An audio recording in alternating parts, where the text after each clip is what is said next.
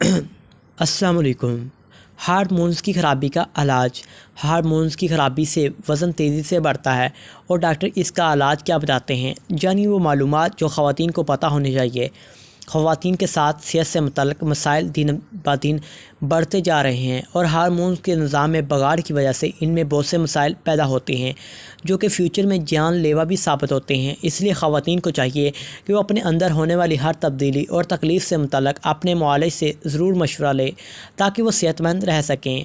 हर्बलेस doctor Balkis के मुताबिक आजकल ख़वातीन में PCOS होता है कि बीमारी बहुत आम है जो कि हार्मोन्स की ख़राबी की वजह से होती है, जिसकी सबसे बड़ी वजह गैर मुतवाज़िन ग़िज़ा है। क्योंकि हम खाते हैं वही जिस्म पर असर नज़र आता है, वही ग़िज़ा हमारे खून का हिस्सा बनती हैं और इसी वजह से बीमारियां बनती हैं।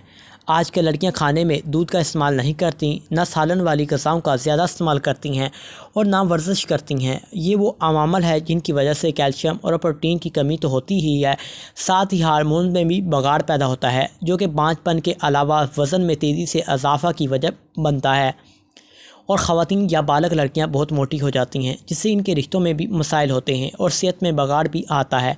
ऐसे में डॉक्टर बल्किस की बताई गई 2 ख़ास टिप्स आप लोगों के लिए मौजूद हैं। बताए गए तरीक़ों से इस्तेमाल करें, इंशाअल्लाह ताला फ़ायदा होगा। वेट लॉस टिप: 6 ग्राम सहागा लेकर इसको एक पैन में रख कर हल्की आंच पर भुनें। इस वक्त आप जब तक कि इसमें से चिटकने की आवाज़ बंद ना हो जाए और यूँ ही ये फूल जाए इसको अलग कर लें।